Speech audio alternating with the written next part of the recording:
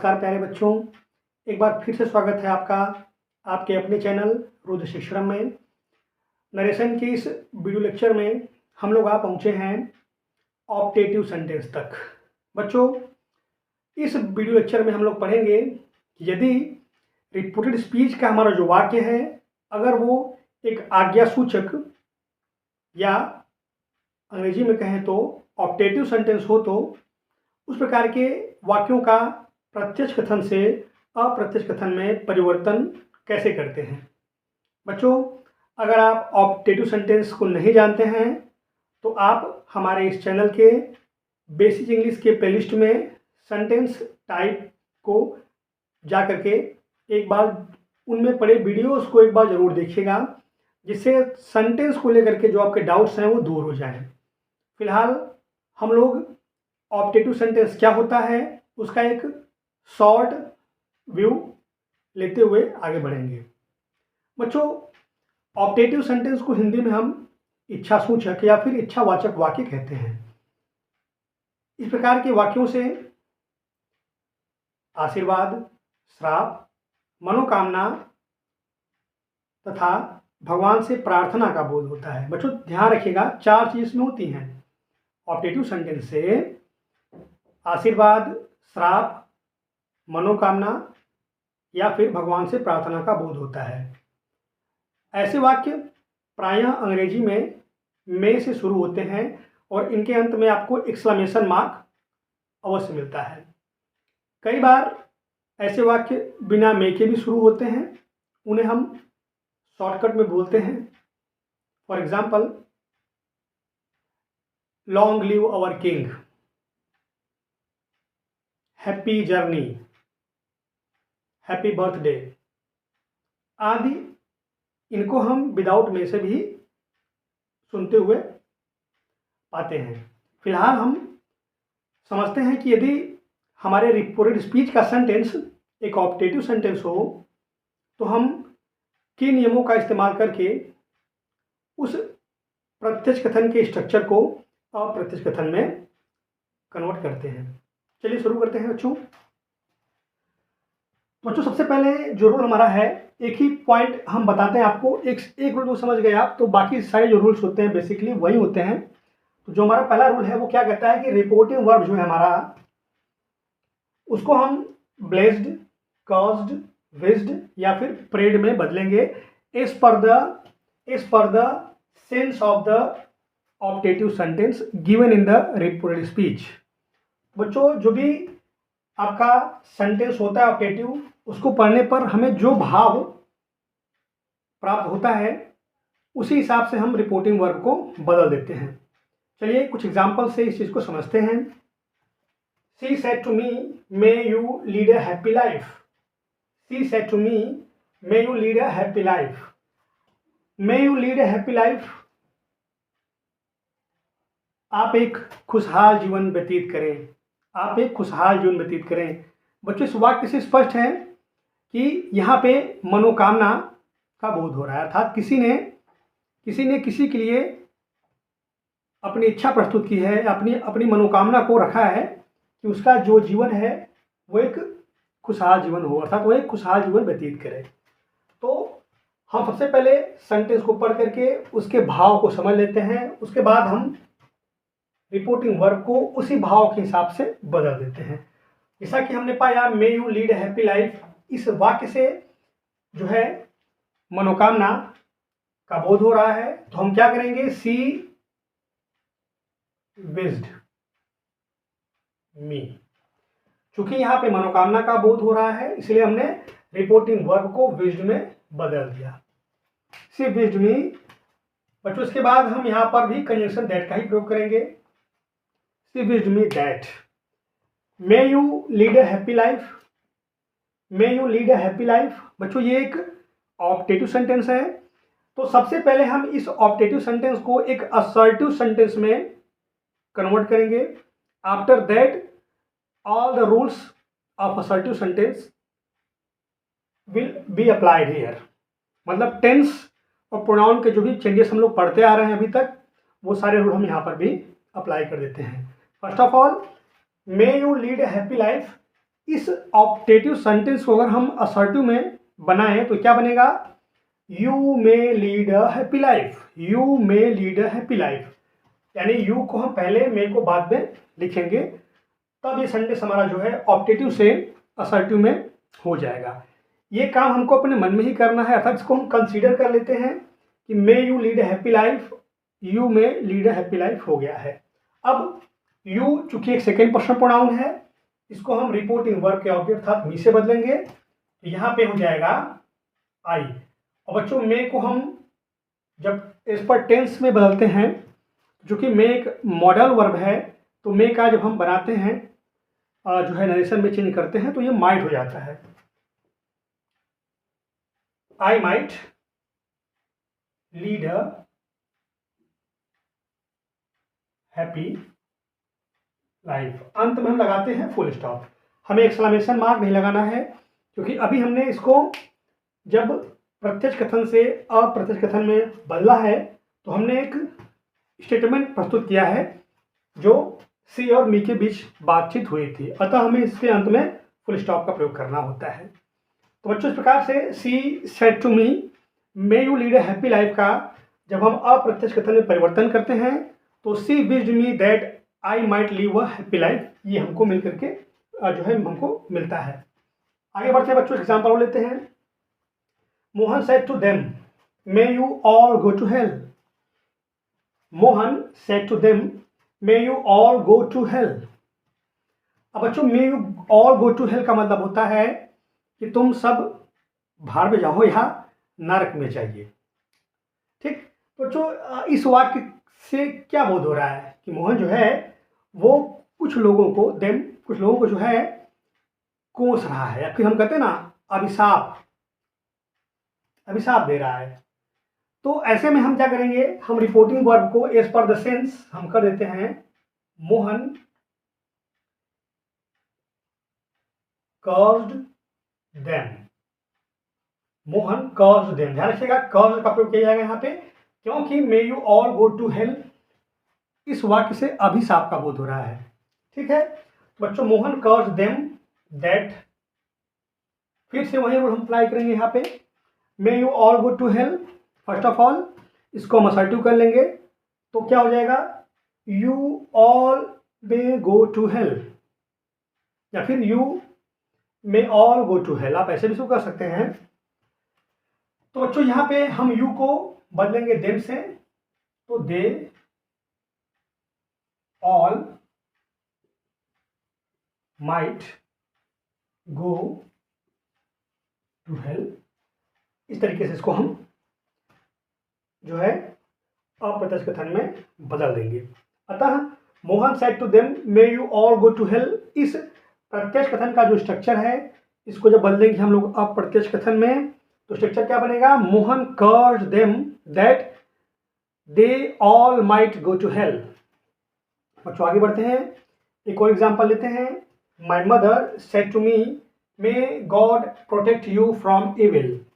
My mother said to me may God protect you from evil, अर्थात भगवान तुम्हें बुराइयों से या फिर बुराई से बचाए, भगवान तुम्हें बुराई से बचाए। तो बच्चों भगवान तुम्हें बुराई से बचाए स्पष्ट है। यहाँ पे मेरी जो भी यहाँ पे सेंटेंस में माय मदर शब्द है, अर्थात जो इस रिपोर्टिंग वर्ब का सब्जेक्ट है माय मदर, उसने मेरे लिए भगवान से प्रार्थना की है। यहाँ पे गॉड शब्द आ गया, इट मीन्स यहाँ पे जो सब्जेक्ट है रिपोर्टिंग वर्ब का, उसने ऑब्जेक्ट मी के लिए प्रार्थना किया कि भगवान उसे बुराइयों से बचाए। तो चूंकि ये प्रार्थना का यहाँ पे बोध है, तो हम क्या करेंगे, माय मदर प्रेड। बच्चों यहाँ पे प्रे किया गया है तो हम प्रेड कर देंगे, और यहाँ पे हम चूंकि प्रे किया गया है किसके लिए, मेरे लिए, तो हम यहाँ पे फॉर मी, ध्यान रखिए बच्चों ये बात आपको ध्यान रखना है। My mother prayed for me, इस टू मी को चूंकि जब भी हम प्रेड करते हैं तो उसके बाद जो भी ऑब्जेक्ट रहेगा उसके पहले हमको फॉर जोड़ देना होता है, ये बात ध्यान रखिए। क्योंकि यहाँ पे हम ये देख पा रहे हैं कि जो यहाँ पे माय मदर जो सब्जेक्ट है रिपोर्टिंग वर्ब का माय मदर, वो प्रे कर रही है इस ऑब्जेक्ट मी के लिए। तो my mother prayed for me that may God protect you from evil, इस ऑप्टेटिव सेंटेंस को पुनः हम असर्टिव सेंटेंस में कन्वर्ट कर लेंगे, जो हो जाएगा God may protect you from evil. अब गॉड हम लिख देंगे और मे का यहाँ पे बच्चों माइट हो जाएगा, God might protect you. Second person का प्रोनाउन ये बदलेगा रिपोर्टिंग वर्ब के ऑब्जेक्ट से, जो कि मी है। तो यहाँ पे हम मी कर देंगे फ्रॉम इविल, लगा देंगे फुल स्टॉप। अतः इस प्रकार से हम देख पा रहे हैं कि my mother said to me may God protect you from evil. इस प्रत्यक्ष कथन के स्ट्रक्चर का अप्रत्यक्ष कथन क्या बन के आया बच्चों? My mother prayed for me that God might protect me, that God might protect me from evil. बच्चों लास्ट सेंटेंस देखते हैं, एक बार समझते हैं। यहाँ पे लिखा है the saint said to her, the saint said to her may you live long, may you live long, दीर्घायु हो जाओ, खूब जियो। बच्चों स्पष्ट है इस वाक्य से, मे यू लीव लॉन्ग, इस वाक्य से ब्लेसिंग अर्थात आशीर्वाद का बोध हो रहा है। तो हम क्या करेंगे, एज पर द रूल हम कर देंगे रिपोर्टिंग वर्ब को ब्लेस्ड में। द सेंट ब्लेस्ड हर, संत ने या फिर महात्मा ने उसे आशीर्वाद दिया, या हम कह सकते हैं जो है महात्मा ने उसे आशीर्वाद दिया कि मे यू लिव लॉन्ग। इस सेंटेंस को हम बदलेंगे असर्टिव में, तो यू मे लिव लॉन्ग हो जाएगा। यू बदलेगा रिपोर्टिंग वर्ब के ऑब्जेक्ट हर से, चूंकि ये सेकेंड पर्सन प्रोनाउन है और यू यहाँ पे सब्जेक्ट केस में है, तो सी मे का might, she might live long हम अंत में जोड़ देंगे। So the saint said to her may you live long का जब हम बनाएंगे अप्रत्यक्ष कथन में, तो the saint blessed her that she might live long.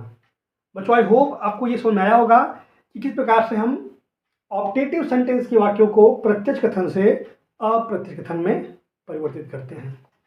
कुछ विशेष प्रकार के वाक्यों को भी हम देख लेते हैं।